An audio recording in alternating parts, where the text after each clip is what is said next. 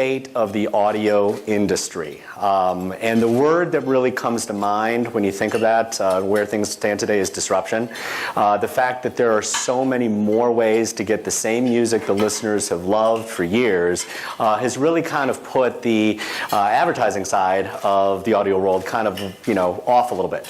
And Pandora's been one of the lead agents of change, so we, of course, have spent a lot of time trying to solve this and make sure that not only we're updated, but clients, agencies, associations all around the country things that maybe weren't available 20, 30 years ago. And these are just different distribution methods to get music, to listen to the artist, the music that you've probably always loved, that you used to have to go buy an album or an 8-track or a CD, cassette, whatever it was, or maybe listen to radio to get. Now there's so many more ways to do it.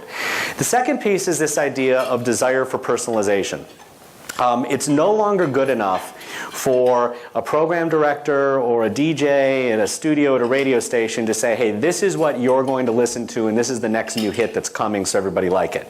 That one-to-many paradigm has shifted. It's now a one-to-one. And the biggest one, the real opportunity that is just, I wouldn't say it's around the corner like we're at the corner, is in-car. Pandora at the beginning of this year started serving ads into car, and I don't mean the listener who has their phone going and then they hardwire it with a jack, or they do Bluetooth into their auxiliary speakers and then they're listening to Pandora. We still think that person's listening on their phone. We have no idea that they're listening in their car.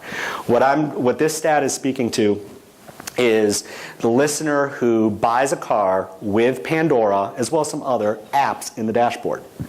And you sync it to your phone, you're still going to Bluetooth in, but now when you listen, we know you're listening in your Ford Sync or your Lexus Inform or whatever system you have. And the ability now to serve ads specifically to those listeners.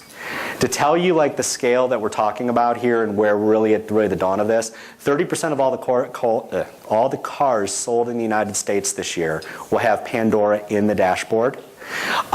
We've had to date 7 million people activate and listen to Pandora through their app of their car, and we're averaging per month right now 1.7, 1.8 million nationally.